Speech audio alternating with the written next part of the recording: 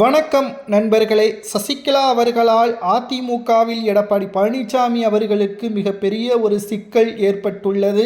தென் மாவட்டத்தில் எடப்பாடி பழனிசாமி அவர்கள் வேட்பாளர்கள் களத்தில் நிற்பதற்கு தயக்கம் காட்டுவதாகவும், சசிகலா அவர்களை மீறி தென் மாவட்டத்திற்குள் பிரச்சாரங்களை மேற்கொள்ள முடியாது, அதையும் மீறி மேற்கொண்டாலும் வாக்குகள் என்பது பிரிந்துதான் வரும். ஏற்கனவே ஓபிஎஸ் திமுகவில் இணைந்துவிட்டார். வைத்திலிங்கம், மனோஜ் பாண்டியன் போன்றவர்களும் திமுகவில் இணைந்து விட்டார்கள். செங்கோட்டையன் ஒரு பக்கம் தாவேகாவில் இணைந்து விட்டார். பண்ருட்டி ராமச்சந்திரன் அவர்களும் புதிய கட்சியை தொடங்கிவிட்டார். இப்பேற்பட்ட ஒரு சூழலில் தற்பொழுது வருகின்ற சட்டசபை தேர்தலை எதிர்கொள்வதற்கு தென் மாவட்டங்களில் அதிமுகவின் தொண்டர்களது ஆதரவு இல்லாமல் வேட்பாளராக நாங்கள் நிற்க முடியாது என்று எடப்பாடியால் கூறியப்பட்டுள்ளது. எடப்பாடி பழனிசாமி அவர்கள் இதற்கு என்ன செய்யலாம் என்று கேட்டபொழுது, பணம் அதிக அளவில் செலவு செய்யக்கூடிய ஒரு சூழல் உருவாகும். தென் மாவட்டங்களில் அந்த அளவிற்கு பணத்தை செலவு செய்வதற்கு எங்களிடம் பொருளாதார ரீதியாக எந்த ஒரு பணமும் கிடையாது.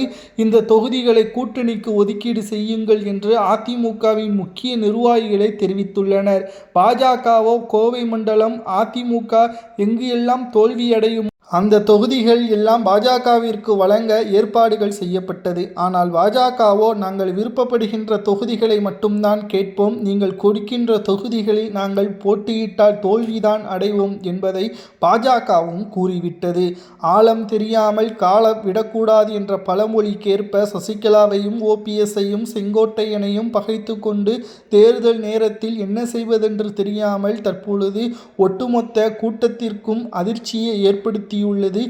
சசிகலா அவர்களது புதிய கட்சியின் வருகையால் தற்பொழுது ஓபிஎஸ் அவர்கள் அன்றே கூறினார், ஒற்றுமை மட்டும்தான் ஒரு கட்சிக்கு பலம், அதை சிதைத்தால் எடப்பாடி நினைத்ததுபடி பொதுச்செயலாளராகவும் அதிமுகவையும் கைப்பற்றி விடலாம். ஆனால் நிர்வாகத்தை ஒருபோதும் அவர் கட்டுப்பாட்டில் கொண்டு வர முடியாது. தொண்டர்களை அவரது உத்தரவின் கீழ் பணிய வைக்க முடியாது. அது எம்ஜிஆராலும் ஜெயலலிதா அவர்களால் மட்டும்தான் சாத்தியம்.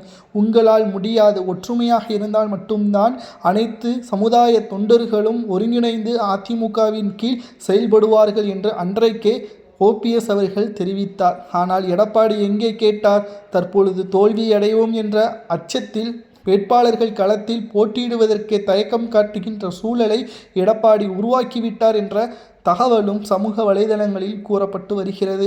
உங்களது கருத்துக்களை கூறுங்கள். ஓபிஎஸ் அவர்கள் அன்று கூறியது சரியா? அதிமுக தென் மாவட்டங்களில் போட்டியிட்டால் எத்தனை இடங்களில் வெற்றியடையும்? 234 தொகுதிகளில் 29 பாஜகவிற்கு கொடுக்கப்படுவதாக தகவல்கள் கிடைக்கப்பெற்றுள்ளது.